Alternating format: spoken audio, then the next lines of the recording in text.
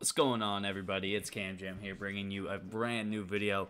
If you didn't catch my video yesterday, I kind of just explained that the type of videos that I'm going to be bringing out about the NBA, or at least the majority of the videos I'm going to be bringing out about the NBA, are going to be this style of not really a podcast, but the podcast-ish style, where it's more not really a video about one certain topic, but a video about a variety of topics about the NBA.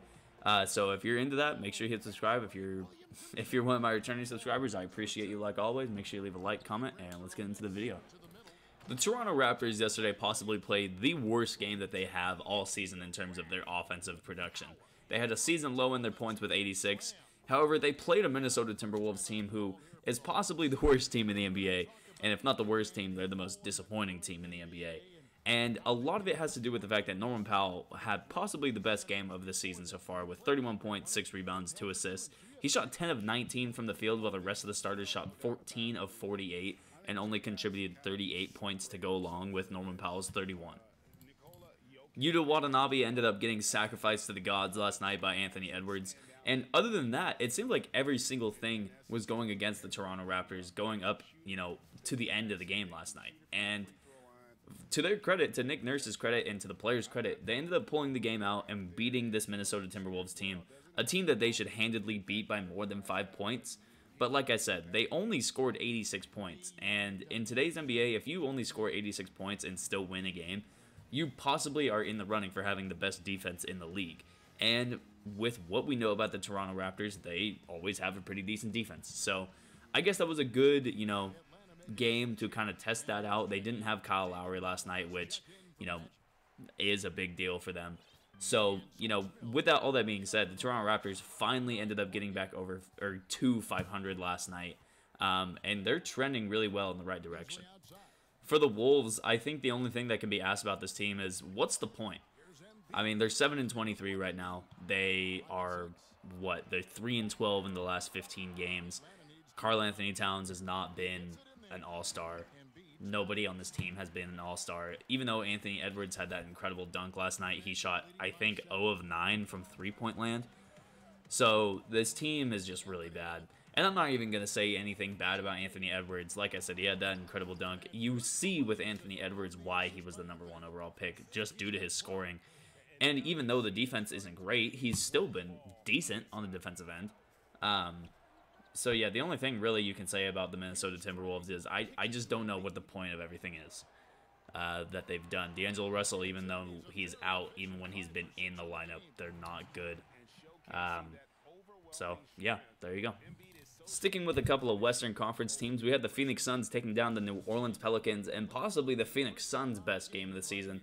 Chris Paul had 19 assists last night, and probably proved that he's still the best pure point guard in the NBA. I know we have guards like, Steph Curry, Dame Lillard, we got guys like Russ Westbrook, James Harden, if you want to call him a point guard, LeBron, if you want to call him a point guard.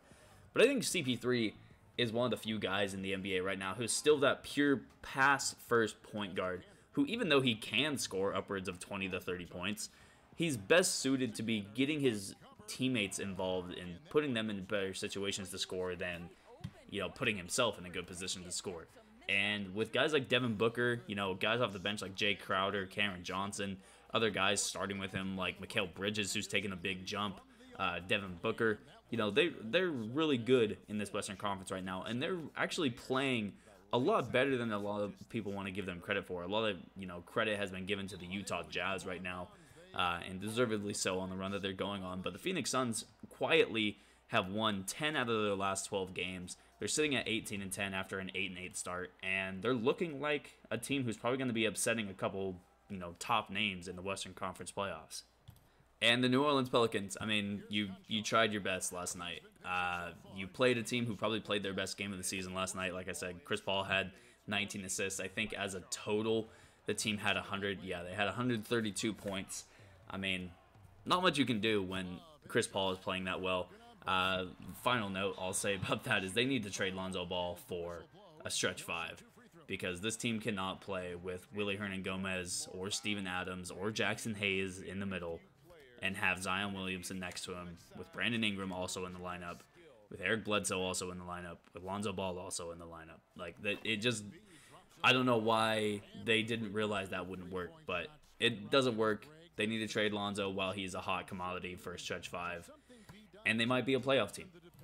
Last night, the Orlando Magic ended up proving to me and probably to their fans again that they're one of the more frustrating teams to be a fan of this year and over the past few seasons, just because of how much talent they have on their team and how few wins they end up getting in the season. Nikola Vucevic ended up dropping a 30-point triple-double with 16 boards, 10 assists, and 0 turnovers. Evan Fournier ended up proving he's still one of the best scorers in the NBA with 28 points on 11 of 18 from the field. And Terrence Ross ended up being a very good factor off the bench with 24 points.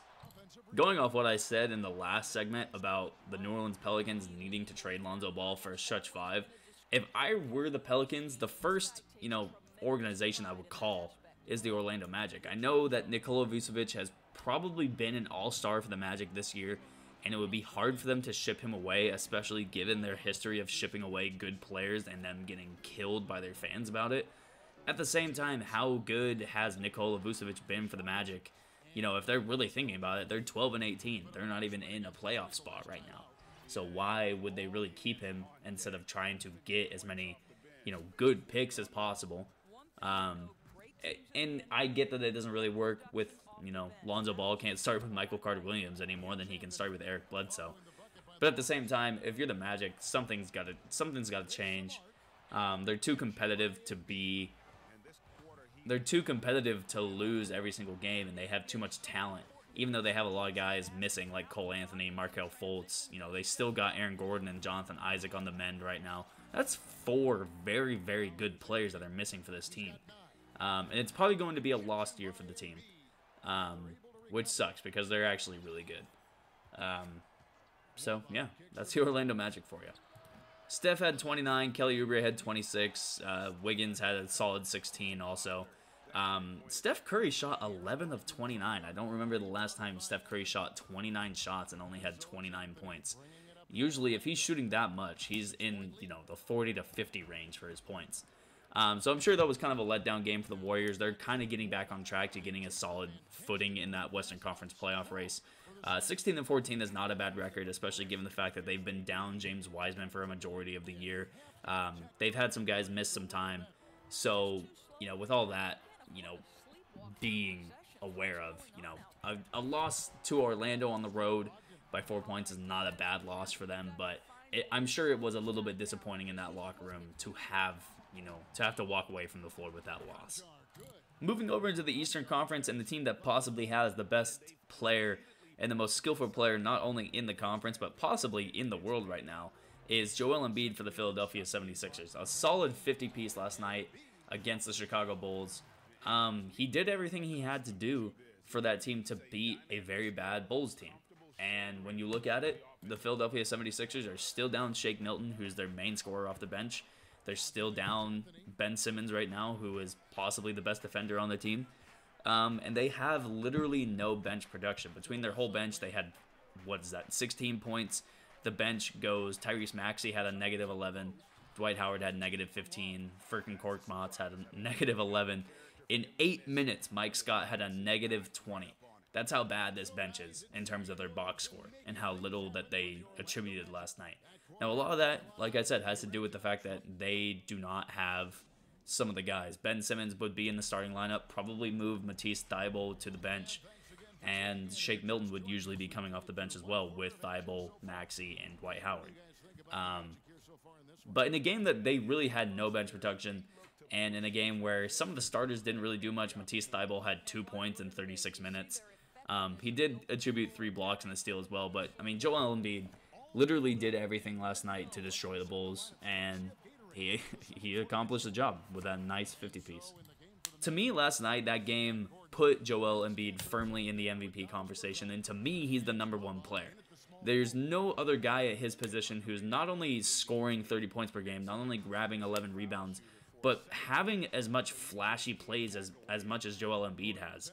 He took a ball from from under his basket, dribbled it all the way down the court, did a Euro step around somebody, and got an and-one for 3 points. Like, nobody is doing Joel Embiid stuff right now like Joel Embiid is doing. So, like I said, in my opinion, that just puts him in my rankings as the #1 player in the MVP conversation. And I would say something about the Bulls, but the Bulls really suck, so I guess I'll move on. That's going to be the video for me. I hope you all enjoyed it. Like I said, this is a new style of video that I'm going to be trying out and probably doing from here on out. It's a lot less stressful than just making one singular topic video.